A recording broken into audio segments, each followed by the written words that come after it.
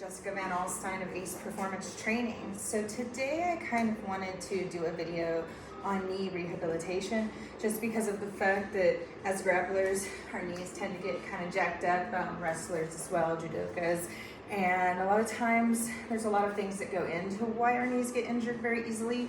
Sometimes it's acute, such as a heel hook. Other times your knees are actually at higher risk of being injured due to maybe gait issues or muscular imbalances. So we're gonna kind of go into a couple of things that you'll need to address a kind of general variety of issues that someone may have with the knee. So the first thing I wanted to address is the feet. So oftentimes I see people wearing shoes that are extremely narrow and they have a drop. In other words, your heel is being elevated and you're using arch support. There's a lot of issues with this. One, makes your body rely on the arch support rather than your anterior and posterior tibialis, which are the muscles that would normally support your arch. It basically makes those inactive and makes your body rely on the shoe. And that's not necessarily good. I personally recommend barefoot shoes and working out in bare feet as often as possible. Another thing I see oftentimes is people's toes will be kind of like this, you know, like where it's like this. And mine used to look like that as well. And now they're nice and healthy. I have a nice little separation, natural separation, and my metatarsals are all kind of nice in a straight line. How do we achieve this? Generally speaking, I would recommend using like a physio ball or a tennis ball, rolling out your feet, wearing shoes that are minimalist with a wide toe box. So that's generally the first issue. So if you have weak tibias due to using arch support and due to using, you know, the wrong types of shoes, and now you get shin splints easily, the first thing we're gonna do is some very light activation of our anterior and posterior tibialis. So normally what I do and have my clients do is I have them just kind of sit down and have their feet kind of in a nice relaxed position. Some people, you'll notice your legs will naturally drop like this, or one will be like, you know, depending on what issues you have going on in your hips. So just try to keep everything nice and straight, right? And just kind of relax your feet, try to keep them, don't let them turn. Nice and straight. And what we're going to do is very gently bring our toes up towards our knees, flexing this muscle that runs along our tibia. This is the anterior tibialis. And we're going to basically do a set of 10. And when we do this, you don't want to like hyperflex, you don't want to like strain the flexion, you want to just nice gentle flexion through the whole range of motion so that all of the fascia is being activated, right? So you're just going to 1 and gently relax, 2 and gently relax, 3, 4. Sometimes you may notice a quiver in your muscle, and that's very normal if they're not used to being activated, you know, just nice, gentle activations. While you're doing this, you're going to want to keep your core engaged. You don't want to be lazy up here. You want to keep everything nice and tall, core engaged, okay? So the next one is for the posterior tibialis. This is the muscle that runs behind that bone. It is also a supporting muscle of the arch. And so what we're going to do for this one is you're going to almost kind of want to hold your knees in place because they're going to want to flex out as you do this exercise, and we're going to want to counteract that in order to get the proper muscle activating. So what you're going to do is kind of like create a little, you know, hold your knees straight, and you're going to, like a seal, grabbing a ball with your feet. Pretend you have a ball right here that you're going to grab, right? And so you see how I did that without holding my knees, how they naturally kind of want to flex out a tiny bit. So I'm going to kind of really think about keeping my knees still as I do this motion. And notice I'm not going to go as far. And I'm kind of turning my feet in and scooping like a seal and keeping my knees straight, right? This one may feel strange. Don't overflex this one, because if you overflex this one, generally speaking, you may cramp up a little bit. You just want to do a nice gentle flexion of these. If they've never been activated before, it may feel a little strange. And generally speaking, you want to do 10. So when you do these activation exercises, you normally want to do about 3 sets of 10 of each of them. That's what I recommend doing about every other day. just to strengthen your tibias and make it so that your arches are naturally strong. When you're stepping, your feet aren't dropping in because of, you know, not having support. You're nice and solid on one leg. You have no drop. You want to be nice and stable. So the next thing we want to do is activate our stabilizer muscles. This is going to be really great for making it so that our body is not necessarily relying on the joint for our movement as we walk and as we step and twist and jump, but rather relying on our stabilizer muscles that are kind of all around the joints and taking kind of a little bit of stress off of your knees. First thing I will say is if you're a person that has bad knees, I would not do any knees over toes stuff. So like when you're lunging, you know, and your knee going past your toe, the second that happens, your knee is in a hyperflex state. It's your cruciates are all flat. It's just not pretty inside. I would like to explain, but it's better to just say it's not pretty. So what you want to do generally for now, while you're rehabbing your knee, is you're going to want to kind of drop straight down in your lunges or not go past that toe, right? So you're going to kind of make sure everything's nice and straight. So for the activations, move these aside. You want to get a foam pad. These are available on Amazon. I would just type in exercise foam pad. They're normally about $30 or less. They're great. I think every grappler, wrestler, judoka, striker should do these exercises as well as any athlete or really anybody at all. So what you're going to do is you're going to stand on this unstable surface, and what a lot of people tend to do on an unstable surface is they'll lock their knees. And we don't want to do this. We want to kind of stay nice and like kind of relaxed and not letting our feet drop in or out. Just kind of being mindful, keeping our core tight, not allowing our pelvis to be out, keeping it under us, keeping everything, not letting our sternum flare out. We want to keep everything nice and aligned, right? We're aligned. We're aligned on this. What we're going to do is we're going to gently lift our first leg, and we're going to lift it in a couple planes of motion. If it's very unstable for you the first time, we're going to do taps in between, and I'll show you what the long-term goal will be. So you're going to keep everything nice and loose, and you're going to kind of start to jet forward. Well, see, notice how everything's kind of moving as I do this. Out to the side, tap, to the back, tap, and now like a curtsy, and tap. Now, eventually you're going to want to be able to come pretty far out, keeping your core tight, coming out to the side, coming to the back, and coming diagonal, out tapping in between, all right? So you're going to feel a lot of different muscles activating in your leg, and that's very normal. I'm not keeping my core tight enough. Here we go. All right. So generally, if you're getting unstable, it means your core's not tight. I was doing a bad job of talking while keeping my core tight. So you're going to want to do 3 rotations per leg, right? So you're going to switch legs. And you're going to go 1, 2, 2, 2, 2, 3, 3, 3, and 3. All right? So you're going to want to do these every single day. Activation exercises. So first we're activating our stabilizers, and now we're going to activate our glute medius. So a lot of times you'll see people with large butts, doesn't mean it's strong, or no butts, and it can be strong, doesn't matter. It kind of depends on the muscular structure. So the glute medius is a very small muscle like your side butt. And that is the muscle that's supposed to support your knee in a lateral plane of motion, right? When you're jumping side to side, right? That's the muscle that controls it. So you can find bands like so on Amazon. Oops. I highly recommend these over like the elastic ones, honestly, when it comes to this exercise, because they're stronger and they have better feedback and bounce back. So you're going to want to look for elastic exercise bands on Amazon.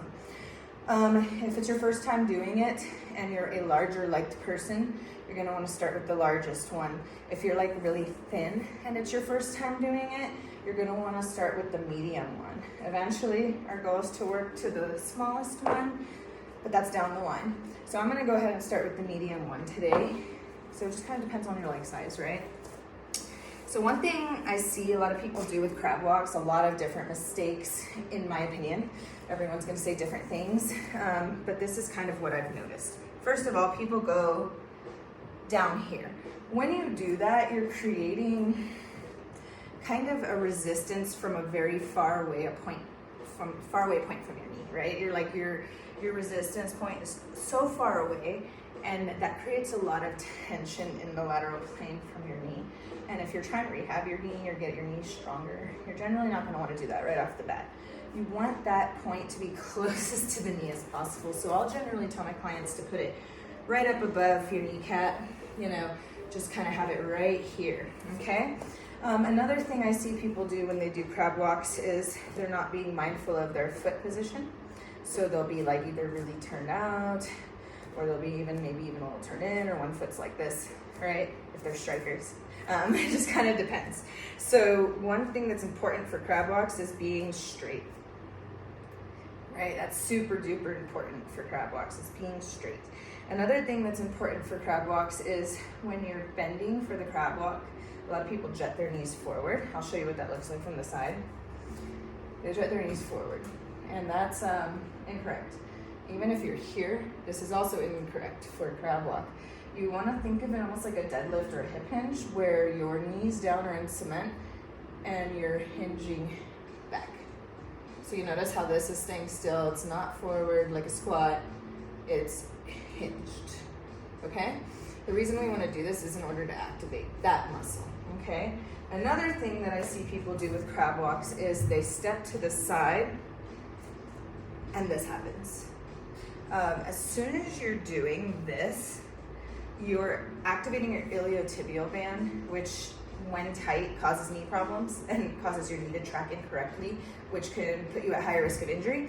So you want to make sure that you're not activating your IT band, because a lot of times our IT band takes over the job of our glute medius if they're not used to being activated. So it's extremely important when you do a crab walk that your knees both jut out with each step, so that you're almost creating, like, you know, those birthing machines, like the adductor machine. You're pushing out and your knee's not coming past your ankle, and then you're coming together in a nice straight line.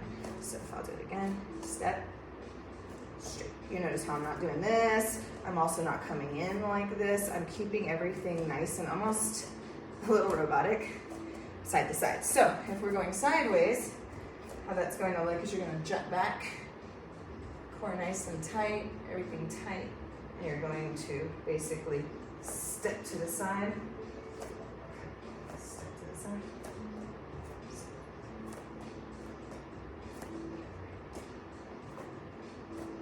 And if you start feeling this muscle not activating, it normally means you've rotated.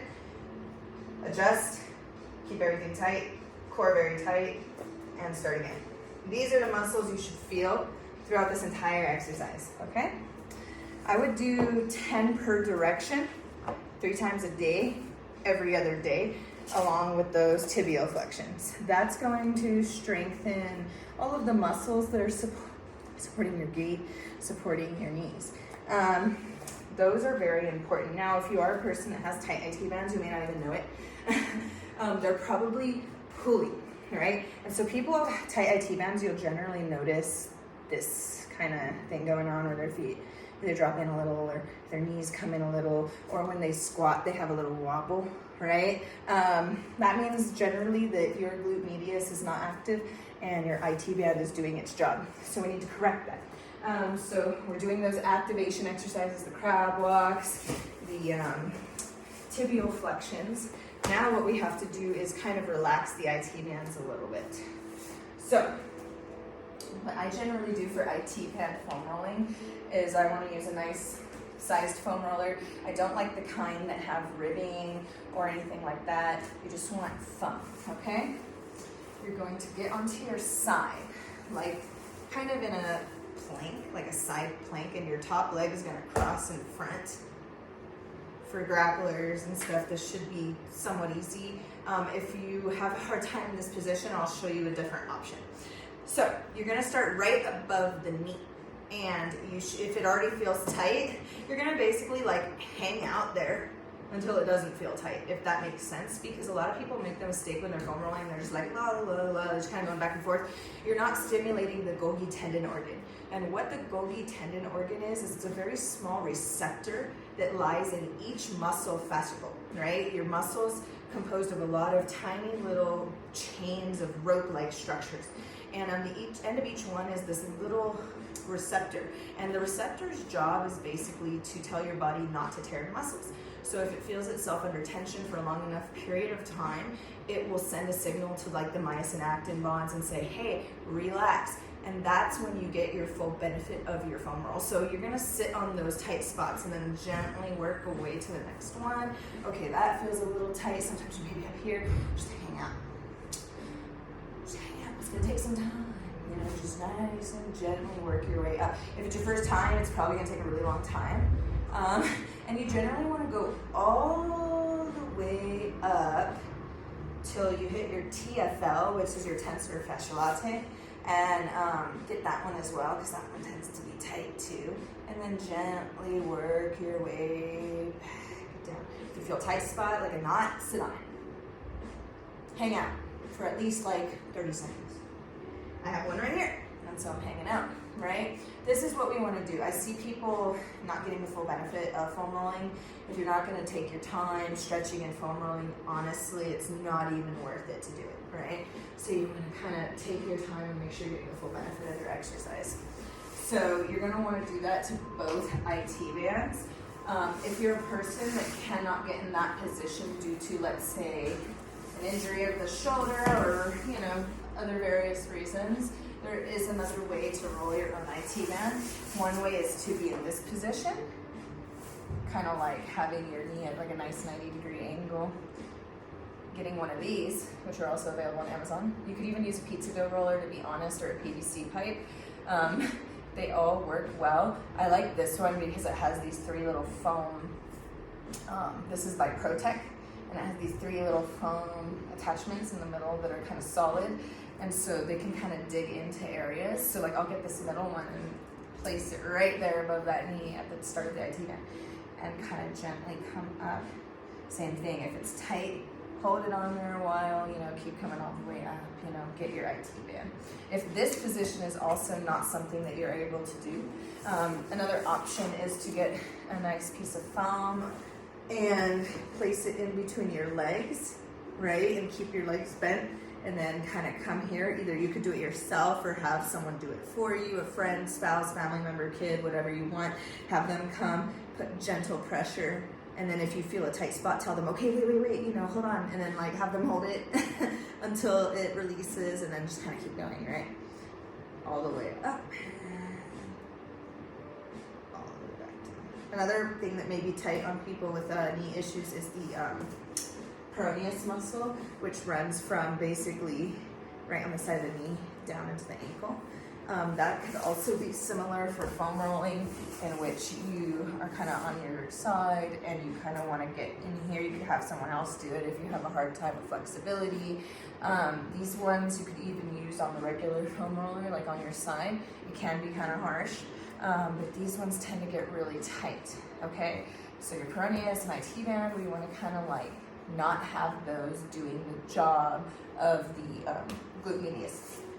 So, another thing is, if you have had your ACL torn before doing surgery, I would highly recommend trying all of these first for a while. Like give it 6 months, you know, give it a couple weeks for the swelling to go down. I highly recommend something called arnica oil. Arnica oil, you can get it on Amazon. You want pure arnica Montana oil. What arnica is a flower that is compressed down into an oil. It cannot be applied on broken skin because it's so concentrated and so powerful, it will cause internal issues. But applied topically, it basically penetrates your skin and starts to cause a healing process in ligaments, bones, tendons, bruising, things like that. So if you've had a tear, like I actually tore my ACL like about 10 weeks ago in a heel hook. Long story short, I was defending and doing the Craig Jones ballerina toe, and I was dehydrated, and so I cramped, and my foot kind of like flexed in the cramp, and as I was being heel hooked, so it tore. And so I've been basically doing, you know, my foam, my crab walks, applying arnica generously 4 times a day, as well as doing what's called cold laser treatment. So these you are actually able to order online. This is a handheld laser device called low light laser therapy. It is cold laser. What's really cool about cold lasers is the only contraindication for a cold laser is basically if you have a cancer tumor, you're not going to want to directly do it on a cancer tumor or a pacemaker or the thyroid.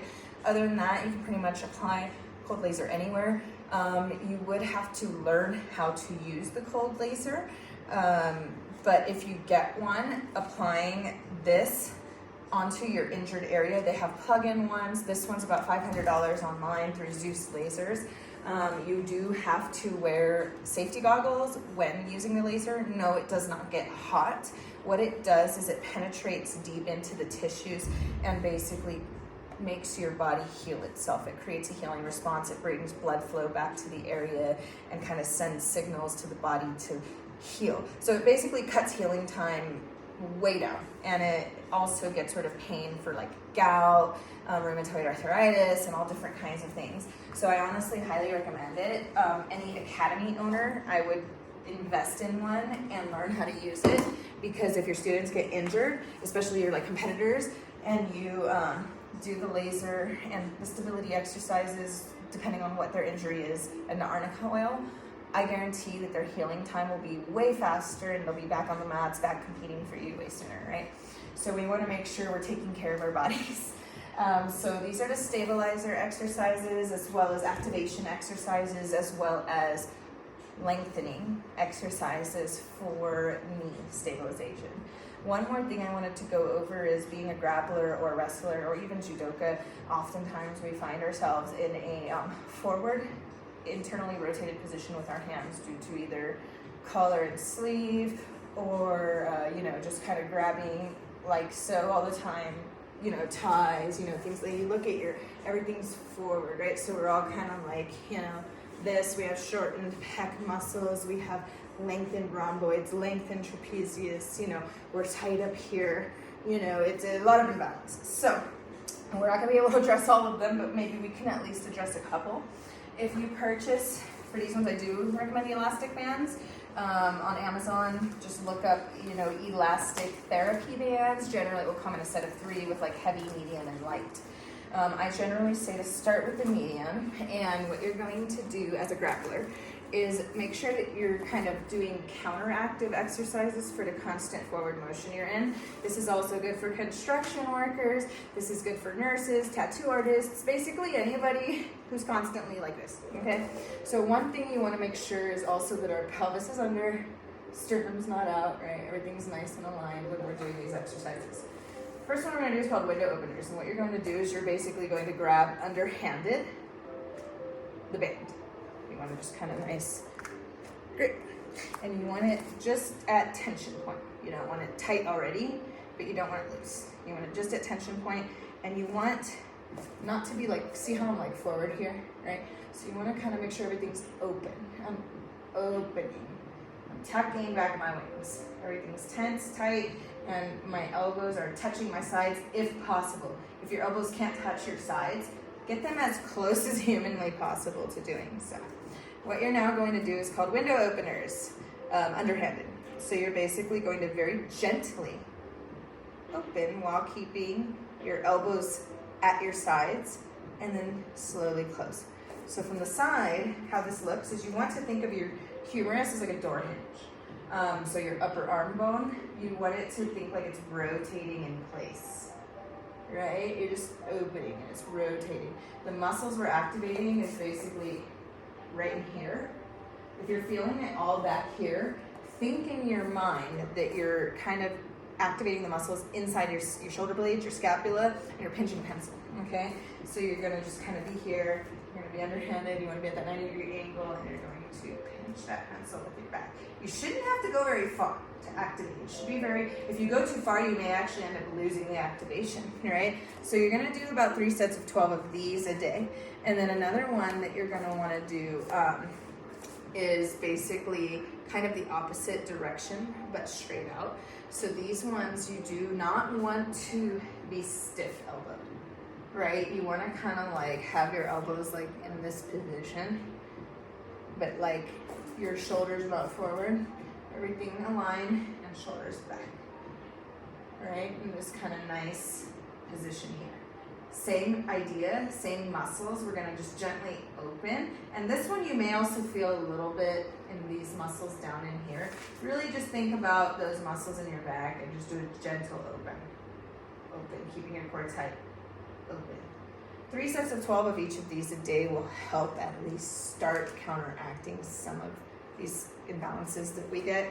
Try not to let these guys do any work when you're doing these exercises. You may be trying to pull and you'll feel yourself kind of these activating. Don't let them. Try and keep everything down. If you're having a really hard time with them not activating, you may have to go to a lighter band. And then another option you can do is if you could find let's say a pole or a doorway and kind of hang it over, you could pull in a downward motion instead, right? So that you're not activating up here. Just because sometimes people have a really hard time not allowing that imbalance, that synergistic imbalance to happen, and it takes time to kind of retrain the brain. So basically, I just kind of want to go over some of that stuff with you guys, making sure that we're keeping ourselves balanced and our knees healthy. As a grappler, generally speaking, you should be very balanced. You should have it so that when someone, goes to grab you for that single leg, and you're kind of hanging out, you're not gonna be able to hold on to them, you can grab them, go down for the prevent or whatever you're gonna do, right? So basically what you wanna do is work to the point to where you can get what's called a Bosu, right? You wanna be able to get a Bosu ball, and you want it fairly inflated. And you want to get to the point, I'm not like Jeff Glover.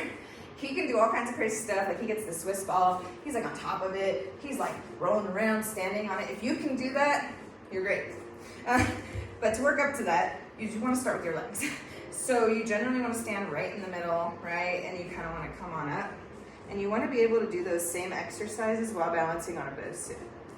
Forward, side, back, across. You want to be able to, I am not very good at pistol squatting, but you want to be able to kind of pistol squat. You want to kind of be able to do a single leg squat. You want to be able to kind of bounce. You want to be able to do this. You want to be so stable that this is all muscular. This is not joint.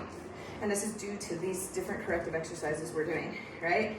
You want to be able to do this. This is very important. This is what you want to work up to. I would not recommend going right off the bat to do those unless you are already kind of stable. Don't try that at home right off the bat, work your way up to it. But this is just kind of an example of my regimen that I've done. Anytime I've had a knee injury, anytime my clients have a knee injury, I've been working with knees for about 9 years now. Started in Pasadena, now up in Big Bear. So I would like to say that when it comes to, hips down, I am pretty knowledgeable in how to stabilize the knees. I've had multiple clients come to me for pre-surgery and end up not getting surgery. I've had people come to me post-surgery who were told they'd never grapple again, or they'd never do judo again, or they'd never do this or that. And I said that was bullshit, basically, and we did this regimen, laser, arnica, corrective exercises, depending on, where they were. We'd kind of, tweak it and taper it. And I have multiple people back on the mats and doing what they love. So I really hope that this helps you. The thing about these kinds of exercises is you have to keep up on it. You can't just do it for, a week and then stop. You really have to kind of do them every day, long term. And then once you feel stable, you have to at least do them 3 times a week. Just to kind of keep, just like with, someone who gets fit, you have to continue maintenance lifting. Just like with stabilizers, you have to continue stabilization and maintenance as well as lengthening and activation. So again, I hope that this video helps any of you out there with, ACL tears, meniscus tears, LCL tears, full patellar ruptures, any kind of knee issue. Hopefully this can help get you kind of back onto a path of healing. And if you have any questions, feel free to contact us through the website. I'd be happy to help in any way I can, or kind of direct you in the direction you need to go for knee rehab or any kind of other injuries that you need corrected. All right, everyone, have a good day.